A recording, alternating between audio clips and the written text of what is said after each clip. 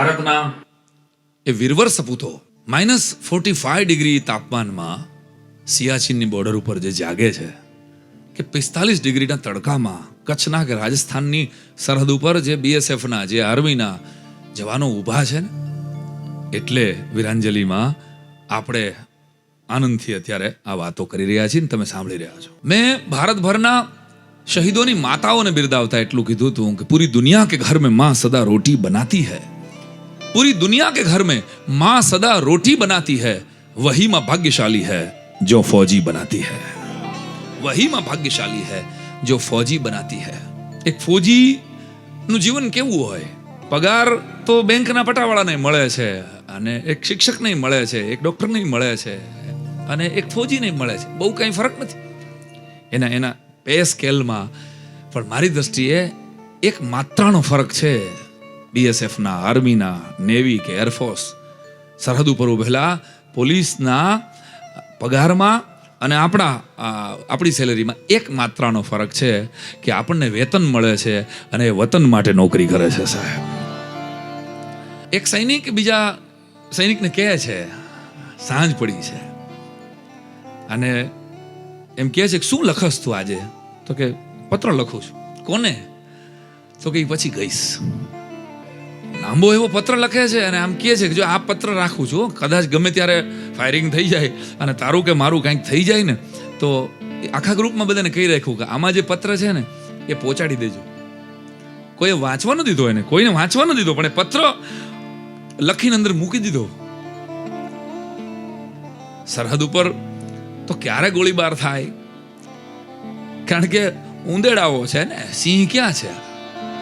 એટલે છુપાઈને વાર કરે એવા શિયાળિયાઓ છે હામાં. હાવ જ હોય તો હામી છાતીએ લડે એવા તો ક્યાં છે? દુશ્મને આપણને કેવા નબળા મર્યા હાવ છે કે બીજા દિવસે સવારના પોરમાં અડધી રાતે ગોળીબાર થયો. અને આ જેણે જે જવાને પત્ર લખ્યો હતો એ જવાન શહીદ થઈ ગયો. એટલે પ્રોટોકોલ આપને ખબર જ હોય એવી રીતે બધો એનો સામાન એના ઘરે પહોંચાડવામાં આવ્યો. એમાં એક ભાઈબંધે કીધું, એક જવાને કીધું, કંઈક કાલે પત્ર લખતો હતો. તો કે હા, પણ આપણને વાંચાયો નથી એટલે હવે આપણે કેમ વાંચી શકાય? તો કે એની દીકરીના હાથમાં આપી દઈએ. જવાનની દીકરીના હાથમાં પત્ર આપ્યો અને કીધું આમાં શું લખ્યું છે? પૂરેપૂરી અમાન્ય સાથે, રાષ્ટ્રની અમાન્ય સાથે એનો અગ્નિદાહ કરવામાં આવે. અને આ પત્ર ખોલ્યો એની દીકરીએ તો આંખમાંથી દળદળા હુડાની ધાર. ઓલા જવાન જે સામાન આપવા આવ્યા હતા ને એની રાહે હતા કે બેટા પત્ર કોના નામે હતો?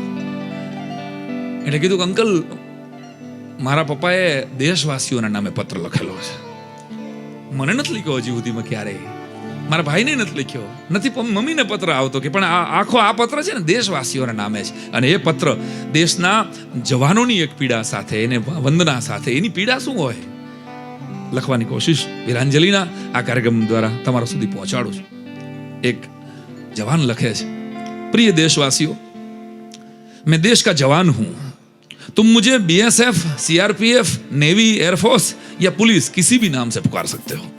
मैं देश का जवान हूं और यही मेरी पहचान है. मेरा नाम हिंदुस्तान है, मेरी कौम भारतीय है और मेरा मजहब है तिरंगा. सरहद के उस पार से कभी भी गोली चल सकती है, किसी भी वक्त मेरे नाम के आगे शहीद लिखा जाएगा. ऐसे वक्त में मैं ये खत लिख रहा हूं. चाहे आर्मी हो या बीएसएफ, नेवी हो या एयरफोर्स, जब हम पहली बार इस वर्दी की शपथ लेते हैं तब हम सारे जवानों की सिर्फ 2 ही इच्छाएं होती है. एक, तिरंगा दुश्मन की छाती पर लहरा के आऊं, और दूसरी, तिरंगे में लिपट कर आऊं. लक्ष्मण की तरह हम बरसों से सरहद पर जाग रहे हैं ताकि आप सब चैन की नींद सो पाए. समर, विंटर और रेन जैसी मौसम यहां नहीं होती. सरहद पर एक ही मौसम स्थिर होता है, राष्ट्र प्रेम का. मैं यहां किसी पर भी भरोसा इसलिए नहीं कर पाता हूं क्योंकि मुझ पे 135 करोड़ हिंदुस्तानियों का भरोसा है. जम्मू से लेकर कच्छ तक 1175 पिलर, જે પિલર હોય ને બોર્ડરના, ત્યાંથી આગળ જાઓ તો ધબધબાટી બોલી જાય.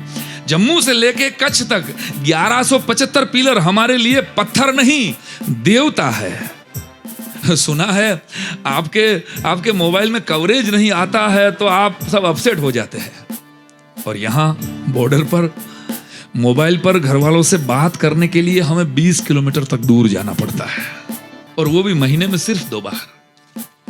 पिछले महीने बेटे का छोटा सा एक्सीडेंट हो गया था, पापा का बाईपास था और बीवी का हाथ किचन में जल गया था। मगर इन सब से मैं खबर पूछूं इससे पहले तो मेरे स्वजन अपने आप ही स्वस्थ हो चुके थे। पिछले साल मां का देहांत हुआ, लेकिन इमरजेंसी की वजह से भारत मां का आंचल न छोड़ पाया मैं, क्योंकि फरियाद करना जवानों के कोर्स में सिखाया नहीं जाता। मैं आसाम से हूं, मेरी कंपनी में लगभग सभी राज्यों से जवान हैं, हम सब यहां मिलजुल कर देश की रक्षा करते हैं। लेकिन कभी न्यूज में आप सबके कौमी दंगों की खबर सुनते हैं तो सहमे से रह जाते हैं। प्यारे देशवासियों, याद रहे, दुश्मन की गोली से हम एक बार ही मरते हैं, लेकिन आप सबके मजहबी दंगे सुनकर हम रोज मरते हैं। तुम्हारे बच्चे का स्कूल का थैला जरा सा टूट जाए तो तुम तुरंत नया ले आते हो, और हम जवानों से अगर हमारी कैप खो जाए तो हमारी सैलरी से नई लेनी पड़ती है। कंबल अगर 2 सीजन तक नहीं चला तो अपने खर्चे से नया खरीदना पड़ता है। फरियाद हमारी फितरत नहीं है, क्योंकि हम देश की सरहद के पहरेदार हैं। देश को अंदर से एकजुट रखना आप सबकी जिम्मेवारी है। और हां, देश में करोड़ों रुपए के मंदिर, मस्जिद, चर्च और गिरजाघर रोज बन रहे हैं, शुभकामनाएं। लेकिन उन धार्मिक स्थलों के दानवीरों को जवानों के लिए बुलेट प्रूफ जैकेट का दान देने का मन कब होगा?